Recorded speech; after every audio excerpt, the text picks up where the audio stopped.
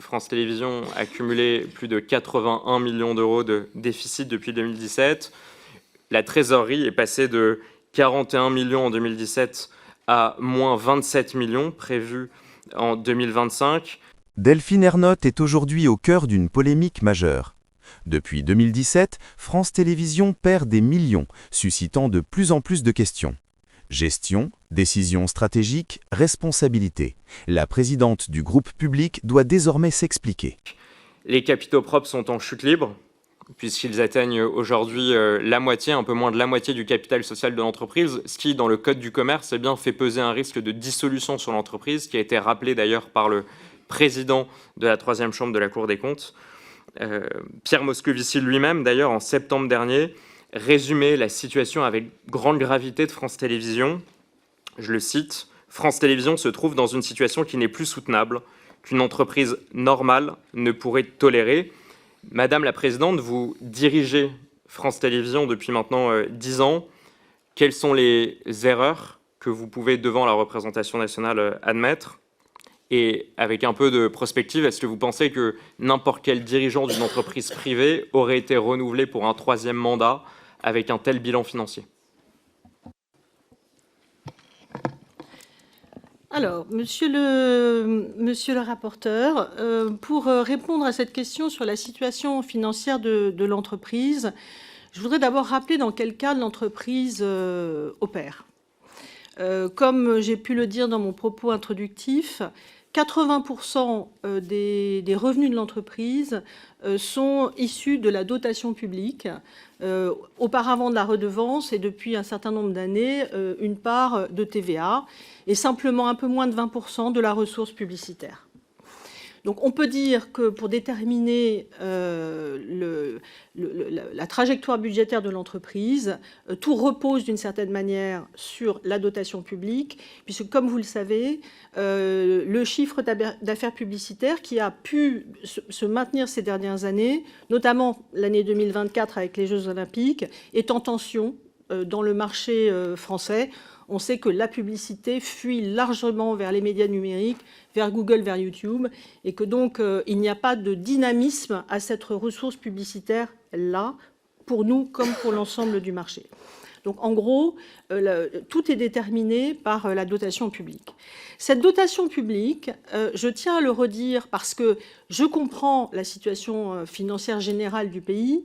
Je voudrais simplement rappeler, comme je l'ai fait, et d'ailleurs je crois qu'on vous a passé des graphiques qui permettent de l'illustrer. Je peux vous le passer, monsieur le rapporteur, si vous le souhaitez. En tout cas, je vous le ferai parvenir.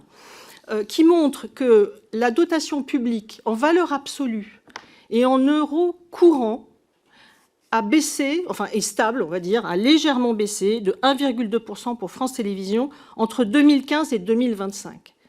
Donc, certes, la dette française a cru, les dépenses publiques ont cru, mais France Télévisions n'y est pour rien. Et si on raisonne en euros constants, c'est-à-dire qu'on prend en compte le fait que dans ce pays, il y a de l'inflation. Alors au début, en 2015, c'était une inflation assez faible, mais avec le Covid, l'inflation a été forte. On a vu les prix de l'électricité notamment. On a beaucoup de charges qui sont dans nos comptes d'exploitation strictement indexées sur l'inflation ou sur le prix de la construction, comme les loyers par exemple. Eh bien,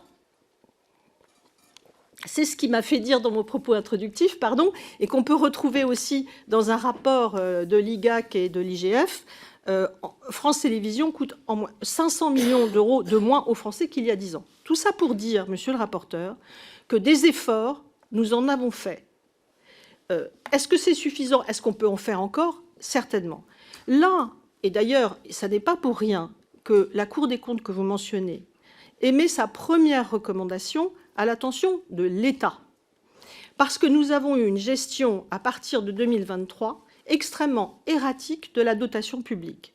Je rappelle que ce qui nous a mis en difficulté en 2025, c'est le fait d'avoir eu 3 coupes budgétaires successives entre le mois de novembre et le mois de février, c'est-à-dire qu'on avait déjà démarré l'année. Je rappelle que nous sommes une entreprise où nous commandons les programmes de septembre à juin. Donc quand au mois de février, on vous dit, on coupe le budget, on ne peut pas réagir avant le mois de septembre suivant. il y a une forme d'inertie. Je rappelle aussi que quand aujourd'hui nous commandons une fiction, c'est pour qu'elle soit diffusée et rentre dans notre compte d'exploitation dans 2 ans ou 3 ans. Donc il y a évidemment une forme d'inertie entre l'activité de l'entreprise et son compte d'exploitation. Je rappelle aussi que nous n'avons plus de contrat d'objectifs et de moyens depuis fin 2022, que l'État et nous-mêmes avions discuté et ce contrat d'objectifs et de moyens a été validé fin 2023, que nous nous apprêtions, et d'ailleurs il avait été remis, je crois, à la commission culture, enfin il faudrait que je me rappelle, mais je crois qu'il était prêt à être discuté, et puis je crois que la dissolution en 2024 a arrêté ce travail-là. Donc nous n'avons plus de trajectoire pluriannuelle depuis, en gros, fin 2023.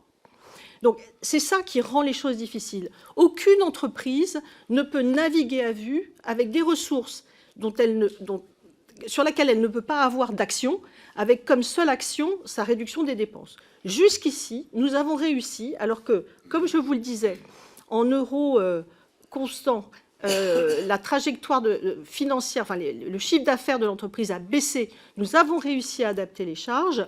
En revanche, en 2025, nous n'avons pas réussi. Et pour tenir l'équilibre en 2026, il va nous falloir revoir nos missions. C'est ça que je dis. Parce que dans le même temps, avec une dotation publique en baisse, les missions n'ont pas évolué. Elles sont les mêmes. Donc à un moment, faire la même chose avec toujours moins, ça a une limite. Donc là, il va falloir qu'on repose la question. Merci Madame la Présidente.